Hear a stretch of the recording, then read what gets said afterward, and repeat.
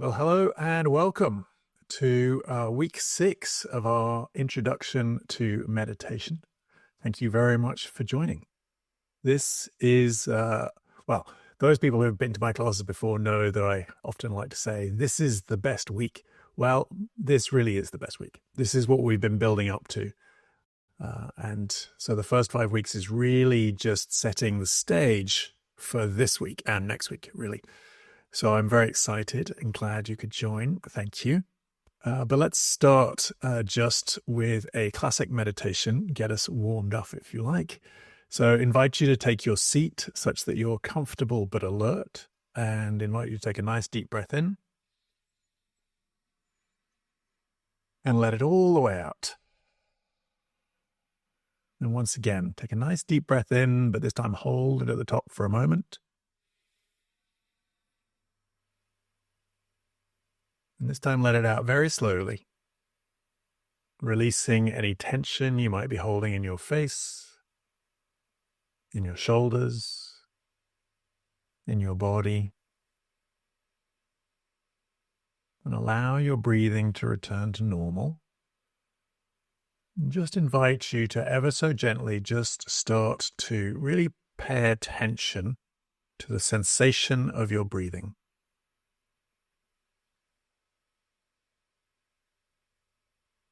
Often the easiest place to focus on is just that spot where the air first enters your nostrils or your mouth.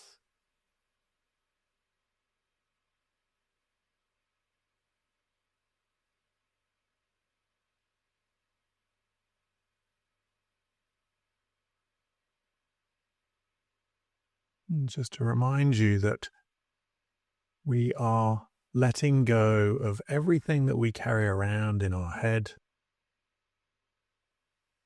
our worries, our concerns, our hopes, our fears, our plans, our problems.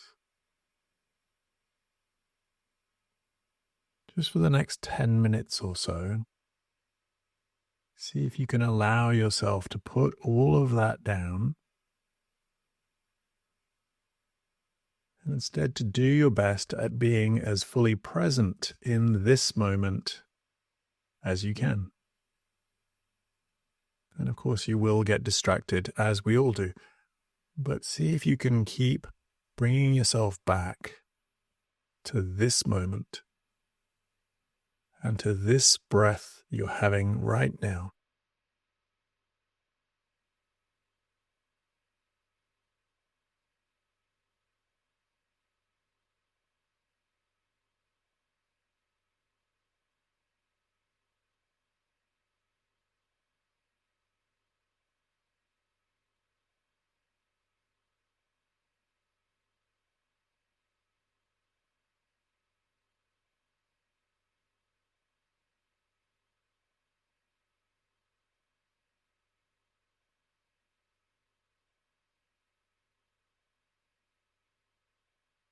You may already notice your mind trying to pull you away.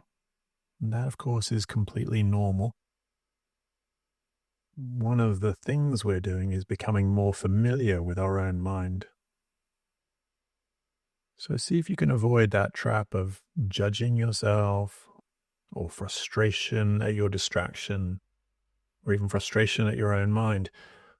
Just see if you can take a step back and simply see it, becoming aware of your own mind. And then ever so gently choosing over and over to return your attention back to the present moment and this breath. Just relaxing into the awareness of this moment.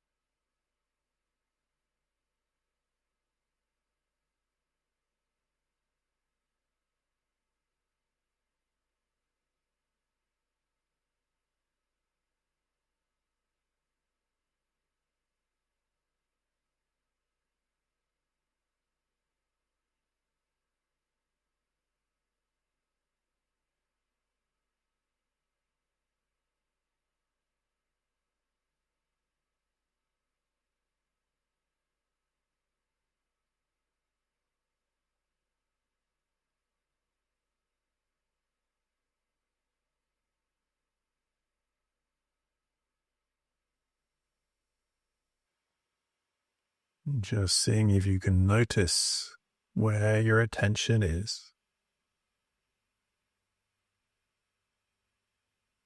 And if it's not where you want it to be, just practice letting go and starting again.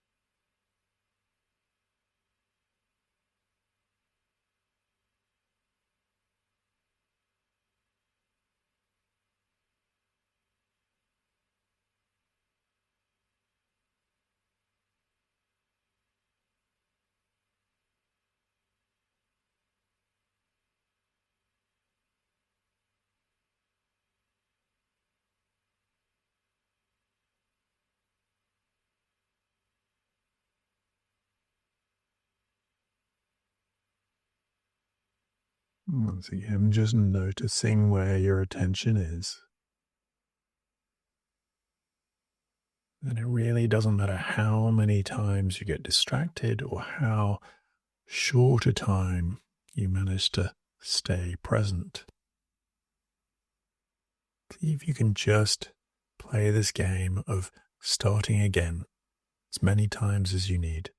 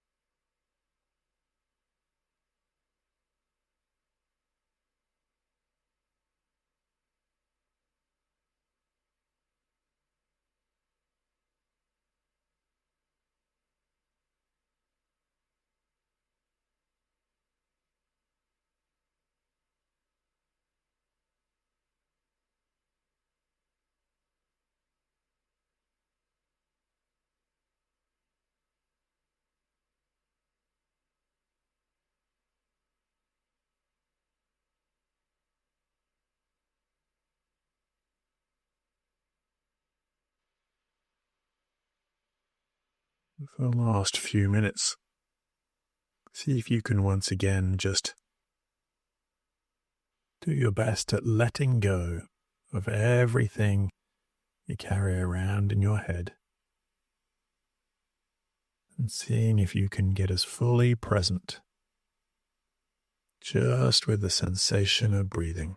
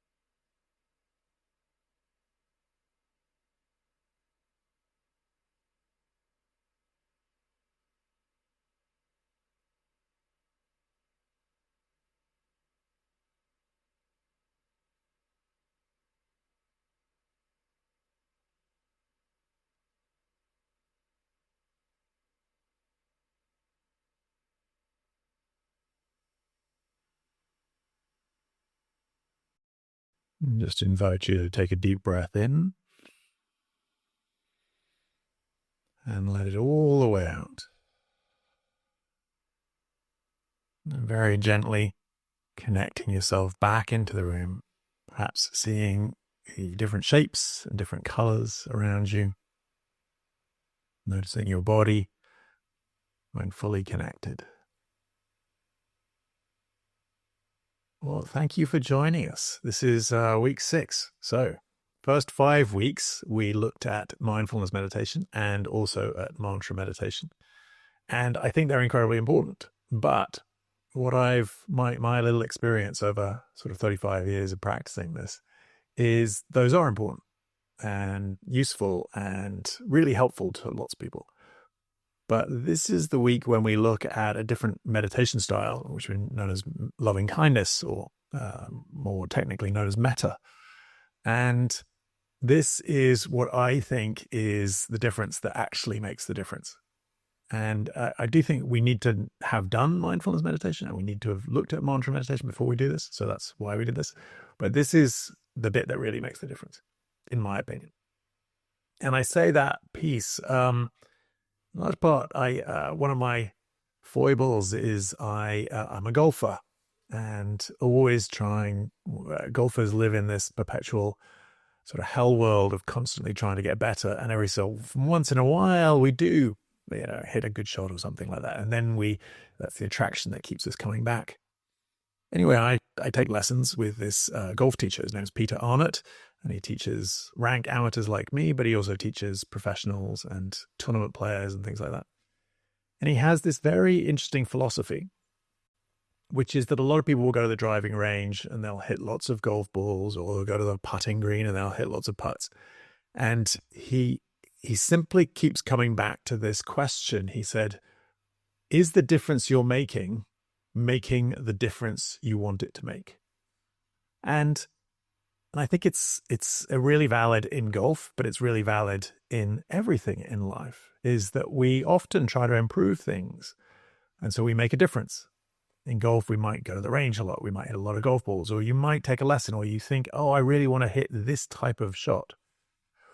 But the measurement in golf is, are you taking less shots? Is your score actually better? That's what matters in golf, is your score, not how pretty your golf swing is or how many different shots you've got. The only thing that matters is, are you taking less shots?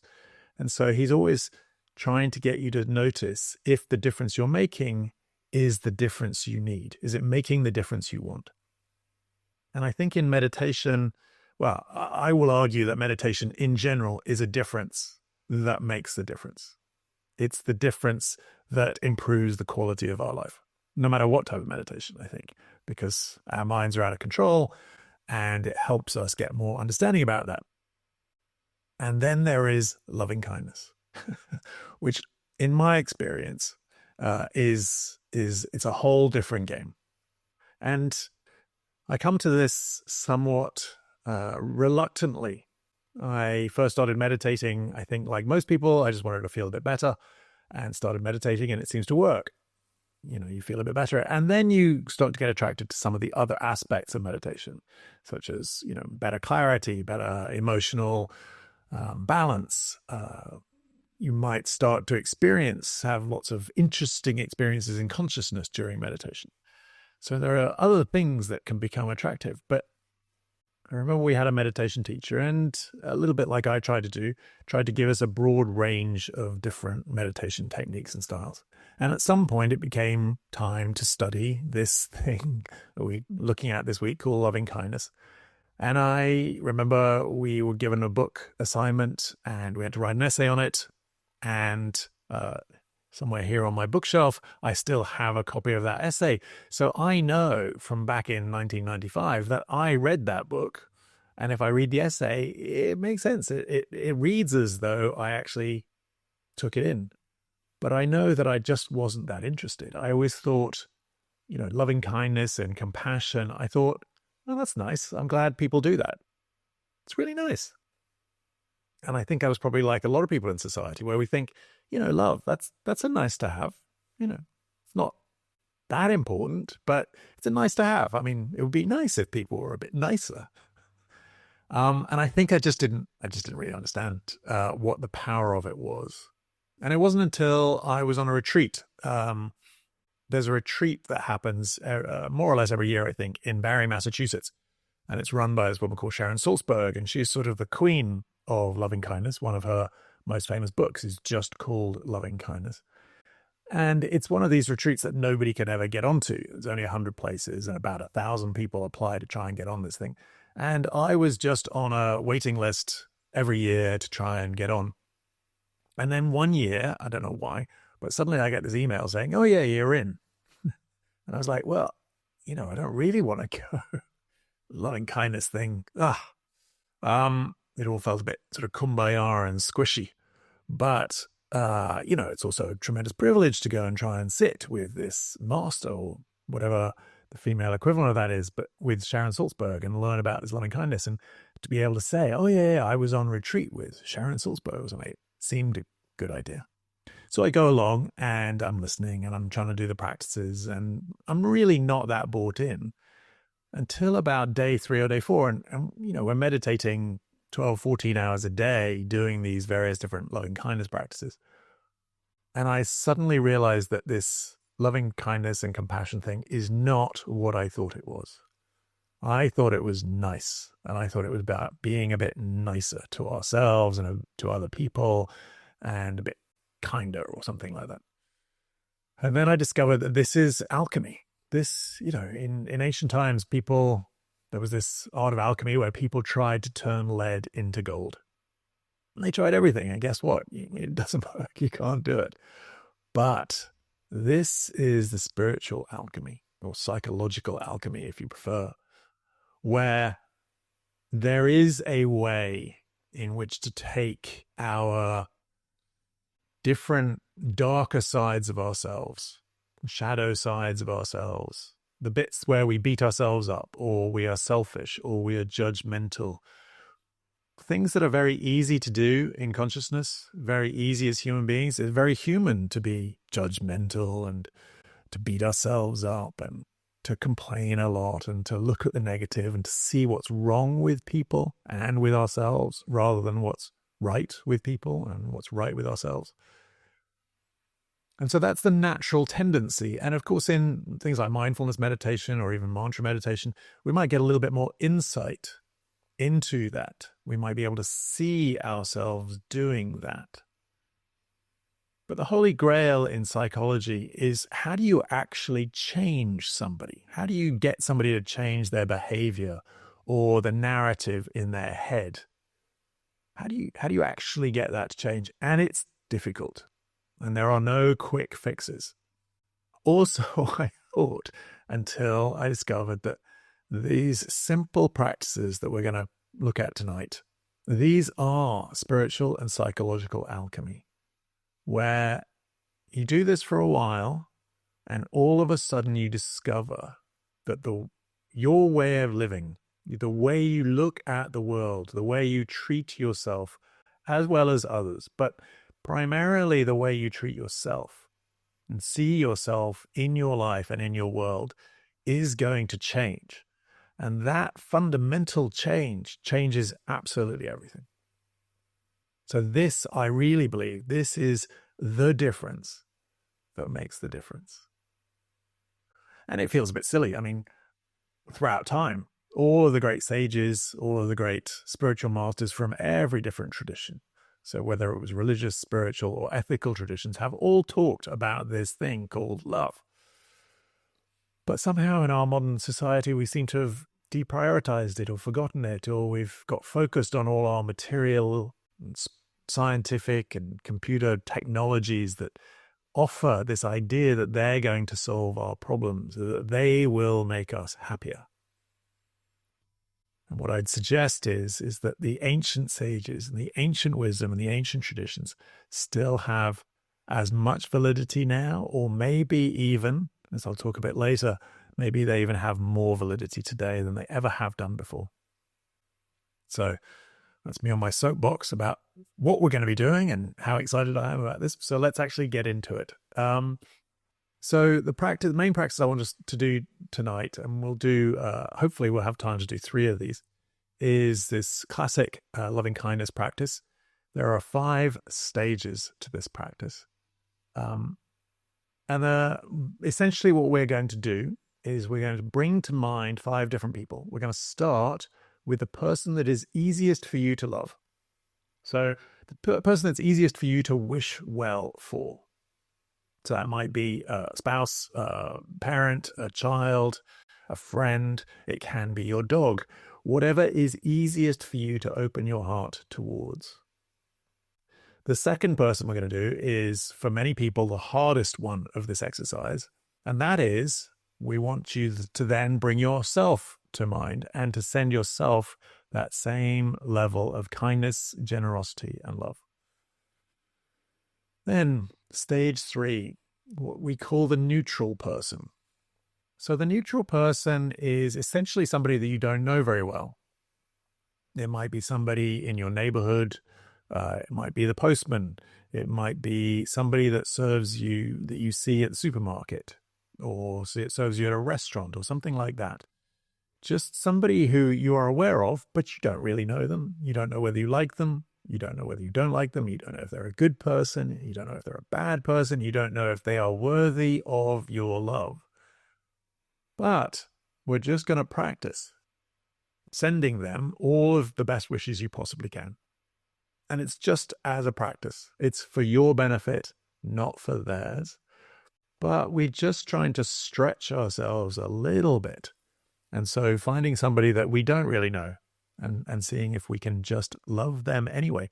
And we're just, in this exercise, we're just going to do our best. You don't have to be a saint. You don't have to be brilliant at this.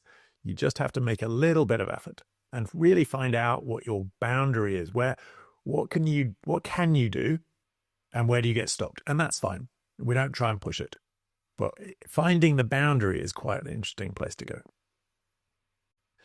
Then the fourth step of this is when we increase the difficulty level a little bit. And the fourth person is known as the difficult person. And the idea is to bring to mind somebody that you find a little bit difficult in your life. And I'm going to urge you not, this is Introduction to Meditation, so I'm going to urge you not to bring to mind somebody that you really can't stand. We can do that later in a more advanced one of these, or if you're doing this for a full week, you might sort of be able to take them on towards the end or something. But for now, we're just trying to find somebody that you find somewhat irritating or annoying. So not somebody that you absolutely detest. But I'm sure what I often joke is that our families are often good resources for this. There's probably somebody in your family who you don't hate, but that you find them annoying. Either their beliefs, their opinions, their behavior, something grates you very, very slightly. And so, again, we're not trying to be saints. We're not trying to be perfect at this. But we are trying to find our boundary and just going to invite you to send them as much love as you can. And I'll help you out in terms of how that process looks like. And then the last stage 5, is we bring to mind all beings. It's a very traditional last step. And the idea is that you bring to mind all human beings and all living creatures. And just there is a sense in which our sense of our own capacity of kindness and love is not as large as it actually is. And so we're just trying to stretch it a little bit. And there is a sense in which your capacity for kindness, generosity, and love is bigger than you might realize or imagine. And we're just going to try that on and try and send our best wishes to all beings. Now, as we do these 5 steps, what I'm going to ask you to do is to, a little bit like a mantra, is to repeat certain phrases. And they don't have to be these exact phrases. If English is not your first language, for example, you can use your own language. And if you prefer other phrases, by all means, use other phrases. The traditional phrases are that you'd bring to mind, let's say, the person that is easiest for you to love. So you bring them to mind, and you try to open your heart as much as you can towards them, and just repeat certain phrases, such as traditionally, may you be safe, may you be happy, may you be healthy, may you live with joy, may you be safe, may you be happy, may you be healthy, may you live with joy. And you don't need to remember them because we are going to say them a lot, and I will guide you through this. So you're going to repeat those phrases or similar phrases to yourself as you bring these people to mind, opening your heart as much as you can. So there is an element here of everything we've done to this point. Mindfulness meditation requires us to be fully present, to be focused, concentrated, and to be aware of when we get distracted, and then simply to start again. So we're going to do all of that. We're going to try and be as present as we can with this person in our mind, and being as present as we can, sending them our best wishes. And then we did mantra meditation, where you allow the repetition of a phrase to take you where it takes you. And here we're going to use these phrases of may you be safe, may you be happy, may you be healthy, may you live with joy. And just repeating those over and over. And I really want you to try and avoid trying to do anything other than the practice itself. You're not trying to conjure up some magical feeling of beneficence towards, everything and become a saint. That's not what this is about. The beauty of this exercise, a little bit like mantra practice, is that it does the work.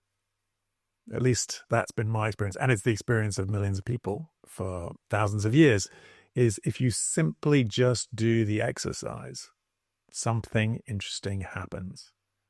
And you may not notice that during the meditation. You might not notice it even tonight, but hopefully you'll practice this. We're going to be practicing this for the next 2 weeks. And as you practice this, my belief is that you'll start to notice shifts in your own quality of life just randomly during the day. You'll notice just a deeper sense of kindness towards yourself and ultimately happiness. Okay, let's give this a go, and I'll guide you through all of it. Invite you to take your seat such that you're comfortable but alert, and take a nice deep breath in and let it all the way out. And once again, take a nice deep breath in, but this time hold it at the top for a moment. And this time letting it out very slowly, releasing any tension you might be holding in your face, in your shoulders, in your body.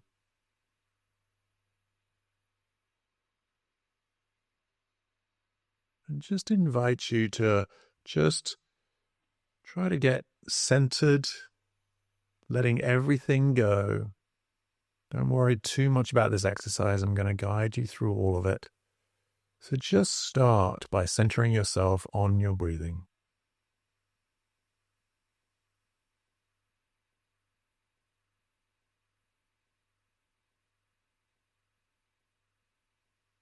And now I'm going to invite you to bring to mind the person that is easiest for you to love. And so often we hold back from really practicing and demonstrating this beautiful innate capacity we have of kindness and generosity. But now we get to enjoy this beautiful piece of ourselves and open your heart towards this person. You don't have to hold back at all. And just see if you can start repeating these or similar phrases. May you be safe. May you be happy. May you be healthy. May you live with joy. May you be happy. May you be healthy. May you live with joy. So whether it's those or similar phrases, just invite you to just start repeating them over and over in your mind. Picturing this person and sending them as much love as you can. May you be safe. May you be happy. May you be healthy. May you live with joy.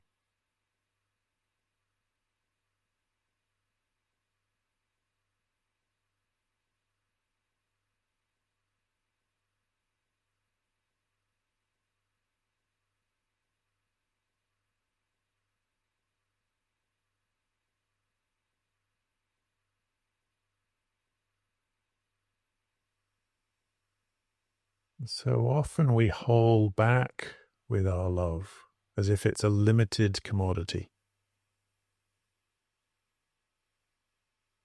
If I may gently suggest, you can give away all of your love and you still have it all left to give.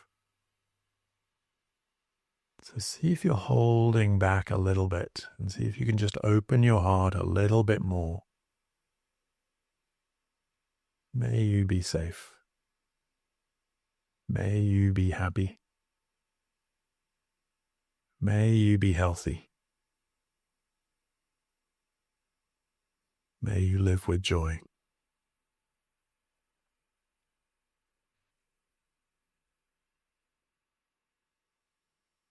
Okay. And now I'm going to ask you to do something that many of us find a little bit difficult. And that is to see if you can send that same level of kindness and generosity towards yourself. And for many of us, there's resistance here. We might feel this is self-indulgent, or that we're not worthy.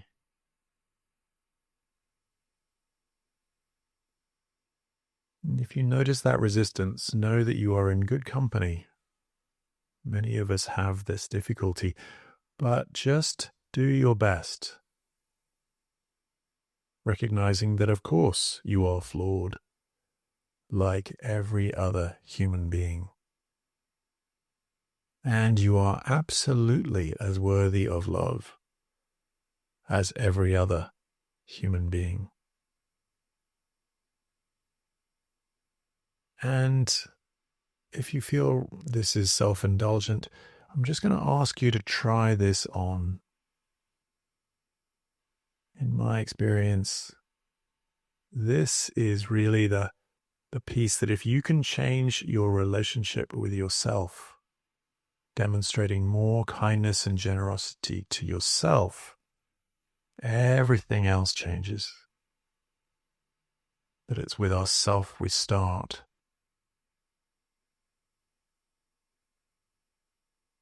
Just trying to open your heart towards yourself, and at the very least, just repeat the phrases. May I be safe. May I be healthy. May I be happy. May I live with joy. May I be safe. May I be happy. May I be healthy. May I live with joy.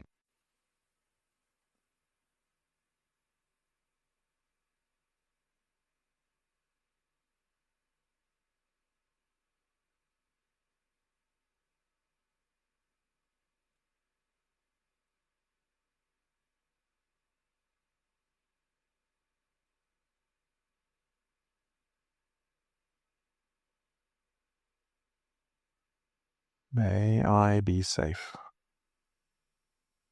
May I be happy. May I be healthy. May I live with joy.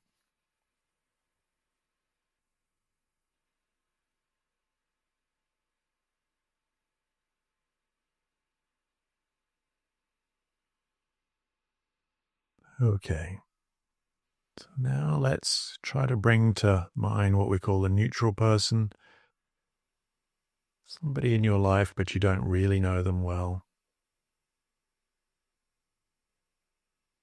But you do know that they struggle in life just as everybody does. They experience grief, sadness, frustration, loss, like everybody else. Just see if, for no reason other than to practice this incredible capacity you have within you, just open your heart towards this person you don't know, wishing them well, and just repeating the phrases as you have them in your mind's eye. May you be safe. May you be happy. May you be healthy. May you live with joy.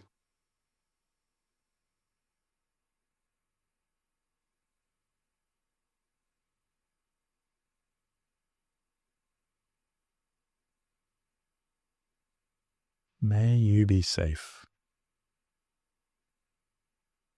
May you be happy. May you be healthy. May you live with joy.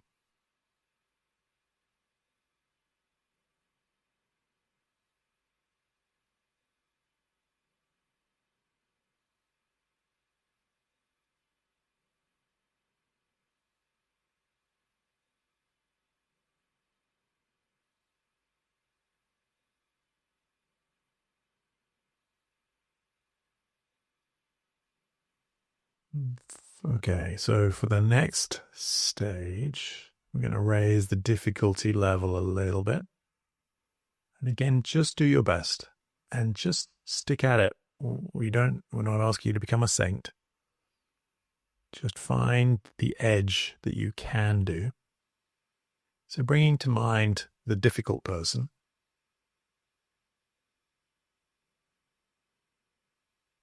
just recognizing that this is not forgiving them. This is not excusing their behavior at all. But it is perhaps to recognize that they make mistakes, like all human beings. They struggle, just like all human beings. They have or will experience grief, sadness, loss, frustration, like all human beings.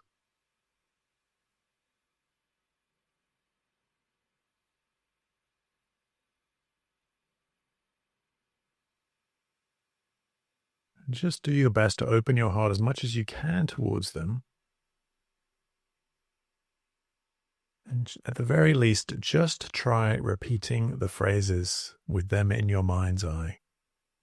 May you be safe. May you be happy. May you be healthy.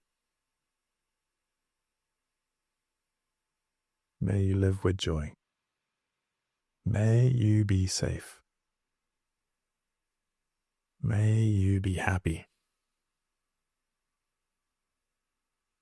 May you be healthy.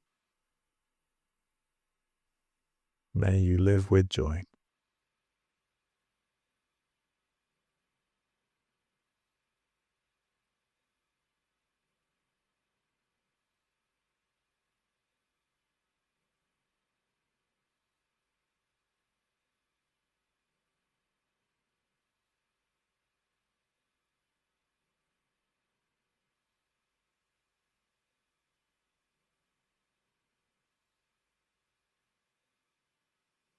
And this really isn't for their benefit. This is just for us to find our boundary. And then just to play with our boundary a little bit. So if you find this difficult, it is supposed to be It's supposed to be a little bit challenging, but it's not for their benefit. This is for our benefit. Finding our edge and then just hanging out there, seeing what happens. May you be safe. May you be happy. May you be healthy. May you live with joy.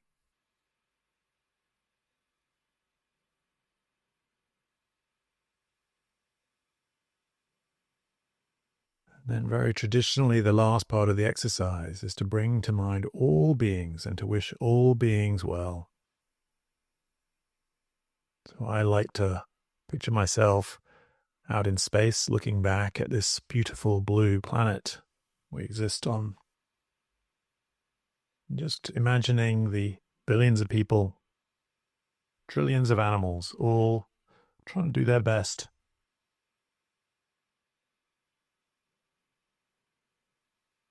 And just seeing how wide you can open your heart. May all beings be safe. May all beings be happy. May all beings be healthy. May all beings live with joy. May all beings be safe. May all beings be happy.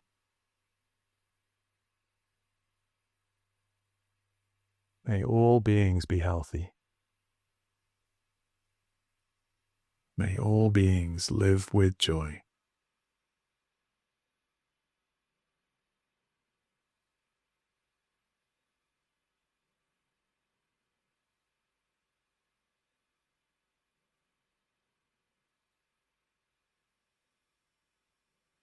Okay.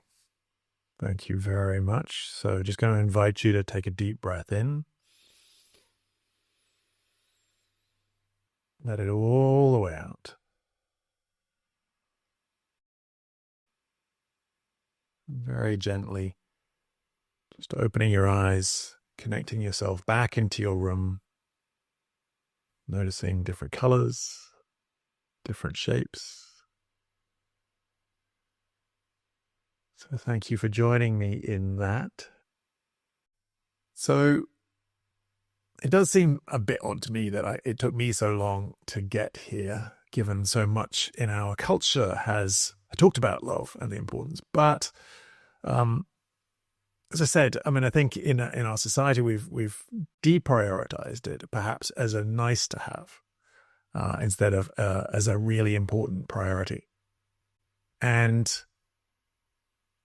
yet, one of the most popular readings in a wedding comes from the New Testament, 1 Corinthians 13, where St. Paul, who was probably a pretty flawed individual, but did write some good bits and bobs, he said, if I have the gift of prophecy and can fathom all mysteries and all knowledge, and if I have a faith that can move mountains, but have not love, I am nothing.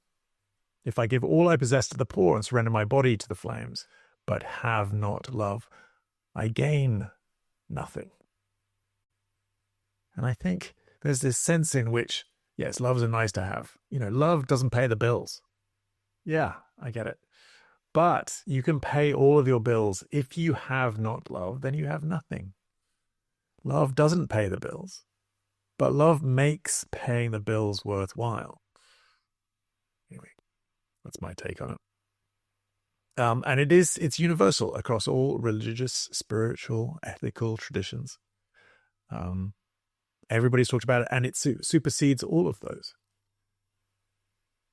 From a meditation point of view, I think there are a couple of things, there are a couple of points that I like to try and make. One of which is that one of the ways that love is talked about in modern society is as a noun. That love is this feeling that we are looking for this feeling, and it's a thing that we want to get, and we want to feel it. And there's a story told by Stephen Covey when he was talking about his book, 7 Habits of Highly Effective People, he tells this story about somebody came to him and sort of was talking about how his marriage just wasn't quite what it used to be. It just didn't have the spark anymore. It sort of lost, it wasn't sure if he should carry on with his marriage. And Stephen Covey just gives them this instruction and sort of says, well, love her. And he goes, yeah. I mean, I know, but I just don't feel it anymore. And he goes, yeah, that's not what I said. I didn't ask if you felt love for her. I said, love her. And I think there is an important distinction here between that love as a noun and love as a verb. So love as something we do as opposed to something we feel. And I'm not saying that feeling it isn't a valid thing. I mean, it's a real thing. We can feel love. But that's not what the great mystics, sages, prophets of our time, throughout the centuries have suggested. They weren't idolizing the feeling of love. They were idolizing the practice of love. So love as a verb. And it's a capacity. The other premise that we have in meditation is that this love, this ability to love, is something that's innate in all of us. It's not something we need to create. It's not something we need to make. It's something we need to uncover, that it's already there. It's an innate part of us. It's part of our highest nature, but we don't practice it as much as we might. And therefore, what we're doing is we are trying to uncover it and cultivate it and spend more time coming from that place and less time coming from a place of judgment or self-criticism and things like that. There's an approach in Islam which I think is very beautiful when it comes to their practice of love and compassion. And that is that they actually have this sense that beauty is a moral virtue. And we, of course, tend to think of beauty as, well, it's a nice thing to have, but I wouldn't necessarily put it up there as a moral virtue. But from their perspective, what they're suggesting is that in every single person, there is beauty. There is that divine element in their terminology. But our job is not to look at what's wrong with somebody, but to try to recognize what is beautiful in somebody. And I find that a really nice sort of distinction, that sometimes we might think that love is about looking out for somebody or trying to help improve somebody or alleviate something where somebody is doing something wrong and you just try to help them. And there is a sense in Islam that love is not about helping people. And actually, a lot of Islam is not about help. It's about service. And the best way to be of service to somebody is not to help them, but it is to recognize their own beauty in a way that perhaps they don't recognize themselves. And perhaps we do that with ourselves as well. Instead of focusing on everything that's wrong with ourselves, can you appreciate the beauty of your own innate nature? And that is a way of demonstrating love and of doing this love is to recognize the beauty within. Just checking my notes. Yes, okay. So one other thing about this innate sense of love and kindness and compassion and generosity is just a quote from the Sufi poet Rumi, who says, and I think this captures everything for me, is he says, your task is not to seek for love. Again, we've got Valentine's Day coming up in a couple of days. This is not what the card companies would say. But anyway, Rumi's line was, your task is not to seek for love, but merely to seek and find all the barriers you have built within yourself against it. Your task is not to seek for love, but merely to seek and find all the barriers you have built within yourself against it. So in this exercise, when we bring ourselves to mind, or we bring the neutral person to mind, or we bring the difficult person to mind, or we bring all beings to mind, when you notice the difficulty, when you notice the barrier, when you notice yourself going, well, I can love these people, but I can't love those people. Or, whoever it is, maybe your quite difficult relative, and you go, yeah, but they have these, beliefs about, Boris or Trump or whatever thing it is that really grates you. And you go, I can't love that. That's what we're trying to do. That's what Rumi says we're trying to do, is we are trying to seek and find the barriers we have built within us against it. And I'm really not asking you to try and be a saint. That may or may not happen as a result of this. And it doesn't really matter if it does or it doesn't. But what we are going to do is we're going to try and seek and find the barriers within us that we have built against love. And just by finding them, something changes, something softens.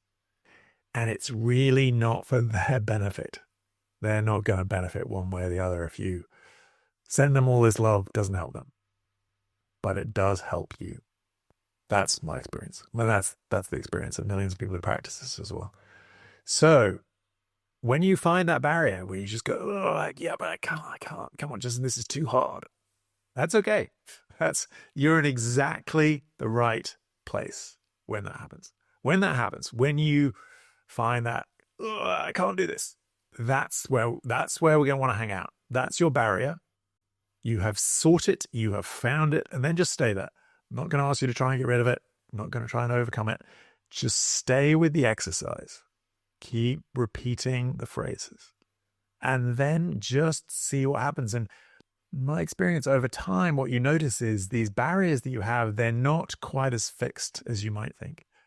And you may never like this person. That's a different issue. But you may be able to open your heart towards them anyway. And that changes everything. So there's one other thing I want to just bring up, which I just found out relatively recently, which is that Einstein is obviously probably most famous for his work on theory of relativity, E equals mc squared, things like that. Phenomenal physicist, great mind, thought, conjured up ideas and thoughts that change the way science works, and even maybe not just science. But he spent an enormous amount of his time working on love and compassion as well, and he's less famous for that. One of the things he is relatively well known is that there was this female opera singer who'd been invited to go and sing at Princeton. But in those days, the main hotel in Princeton was segregated and would not allow her to stay at the hotel because she was black. So Einstein just sort of said, well, she can stay with me. He spent a lot of his life, obviously, in the scientific community, and he really was passionate in believing that science had this ability to transcend different nations, ethnicities, didn't matter, gender, belief systems, whatever. Science could transcend all of that. And of course it can, and it does, and it does a good job. And there are still, scientific dialogue, even between countries that are at war with each other. They still keep those avenues open. But he did watch in horror as through the 20th century, his fellow physicists and chemists became the largest purveyors of weapons of mass destruction. And he just noted that as our technology advances so quickly, we need to keep up with these traditional virtues that have been handed down to us through the centuries. And he talked a great deal about how his heroes were not other scientists. His heroes were the great sages of our time in teaching us about the art of living. Whether it was Moses or Jesus or Gandhi was one of his great favorites, or St. Francis of Assisi. And he talked about how one of the downsides of these technical developments is, as he said, I think is quite about how technology in our generation has become a bit like a razor blade in the hands of a 3-year-old. And he talked about how compassion and love are really spiritual technologies. And these are the spiritual technologies we're going to need more and more as our other technologies, scientific, computer, whatever, all these other technologies are moving so quickly. We have to keep up with the more important spiritual technologies of love and compassion. Okay, again, that's me on my soapbox. Okay, let's settle in and do our last practice. Again, entirely guided. And again, I emphasize again, you really don't need to try too hard. Just sort of let it wash over you.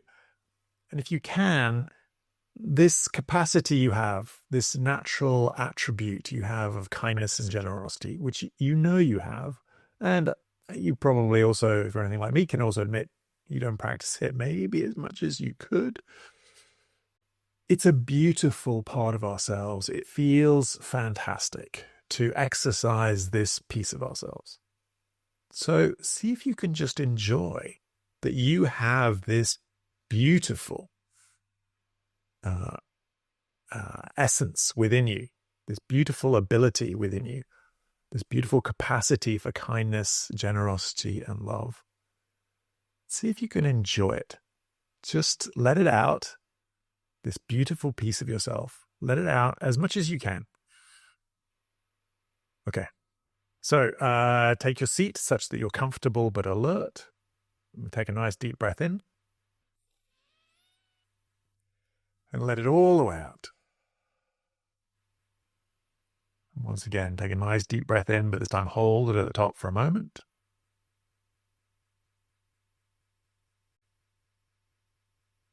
And this time let it out nice and slowly. Releasing any tension you're holding in your face, in your body.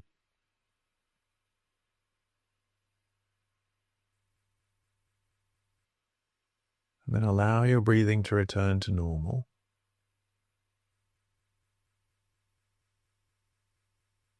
And before we even start, I'm just going to ask you to be as kind as you can to yourself through the whole exercise.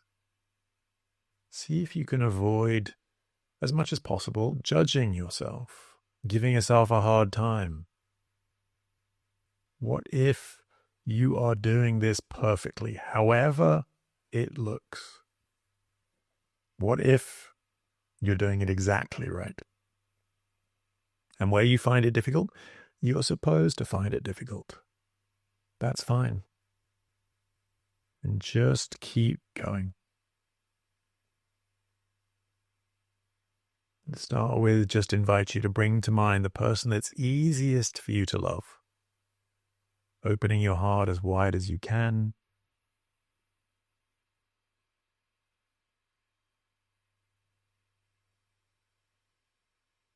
Allowing this beautiful part of yourself to come forth towards this other person.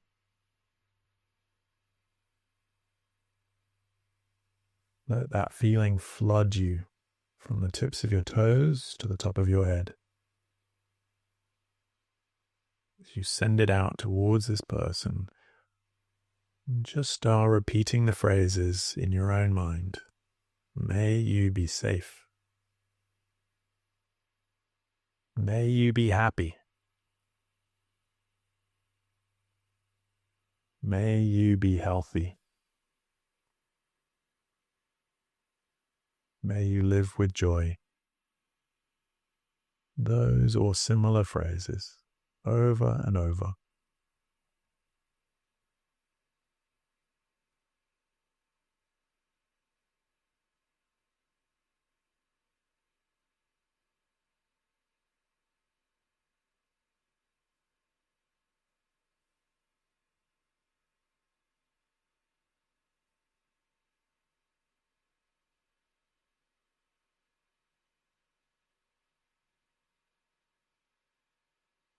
May you be safe. May you be happy. May you be healthy. May you live with joy.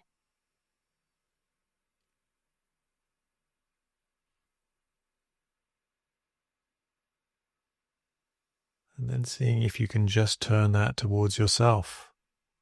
That same level of kindness, generosity, and love. Or at least just do your best. May I be safe. May I be happy. May I be healthy. May I live with joy.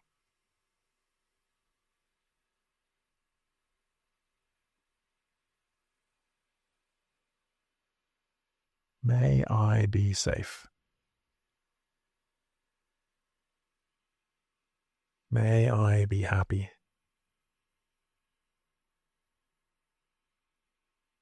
May I be healthy. May I live with joy.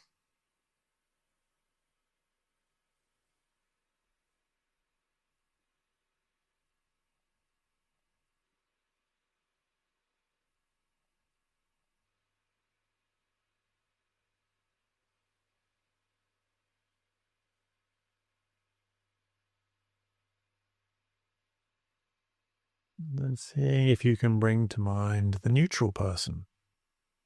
Again, somebody you don't know that well. But we're just going to practice exercising this beautiful part of yourself. Not for their benefit, just for yours.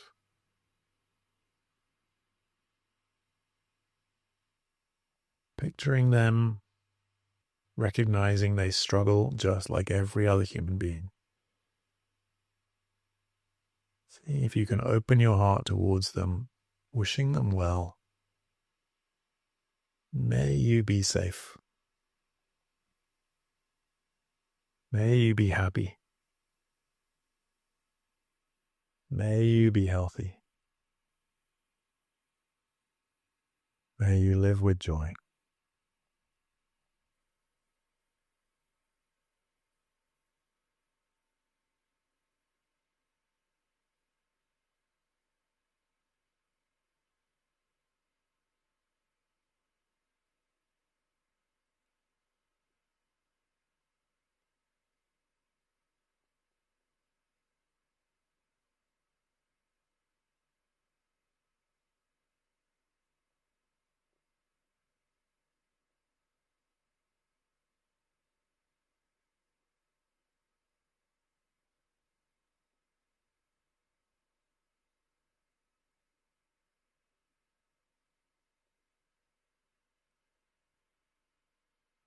May you be safe. May you be happy. May you be healthy.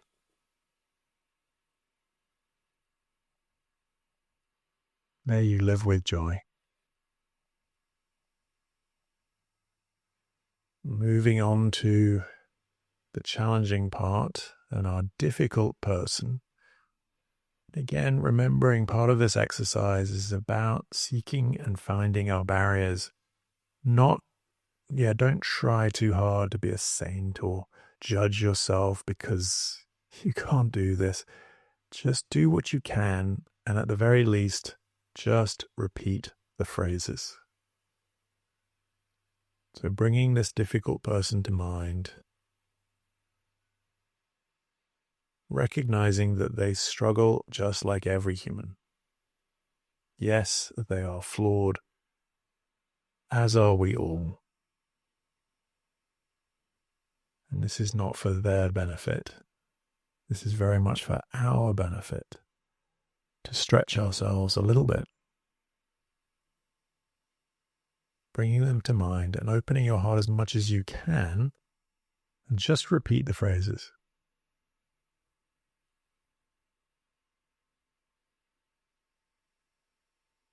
May you be safe. May you be happy. May you be healthy. May you live with joy. May you be safe. May you be happy. May you be healthy. May you live with joy.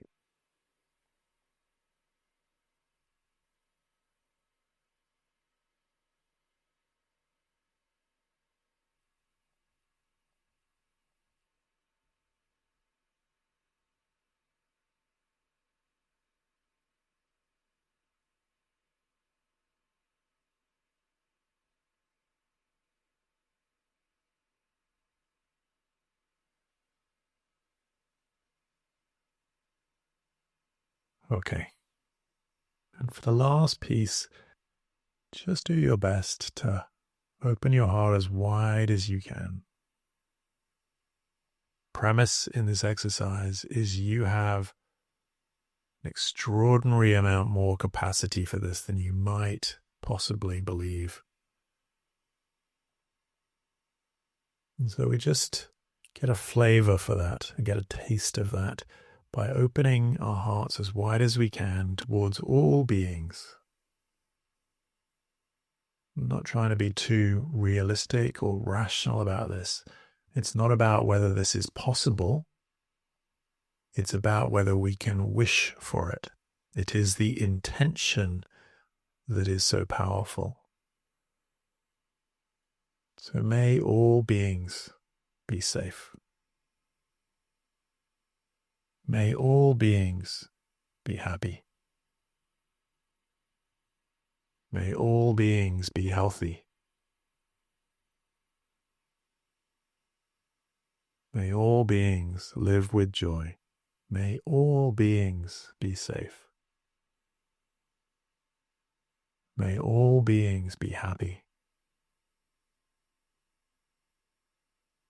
May all beings be healthy.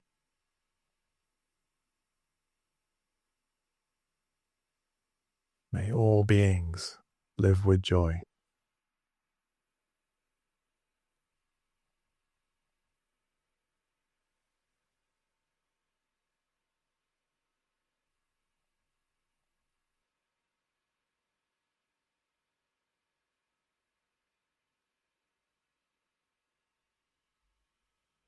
Thank you so much. I invite you to take a deep breath in and let it all the way out. Very gently invite you, particularly since this is the last meditation of the evening, to be quite gentle as we transition into the rest of our night. Just getting in touch with the sensations in your body, getting in touch with the sensation of your breath.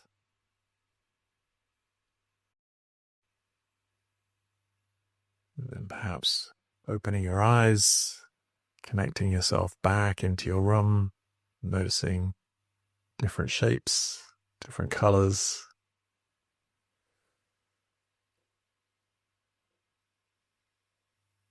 Well, thank you so much for joining me on this week 6. This is really, for me, the culmination, these next 2 weeks. This is the bit that I look forward to the most, and I hope you'll join me in trying to do a little bit of this every day, just to really as an experiment. What would 14 days look like of really trying this out? So every morning I will be doing posting either recordings or doing live sessions of this. I hope you can join for some of that.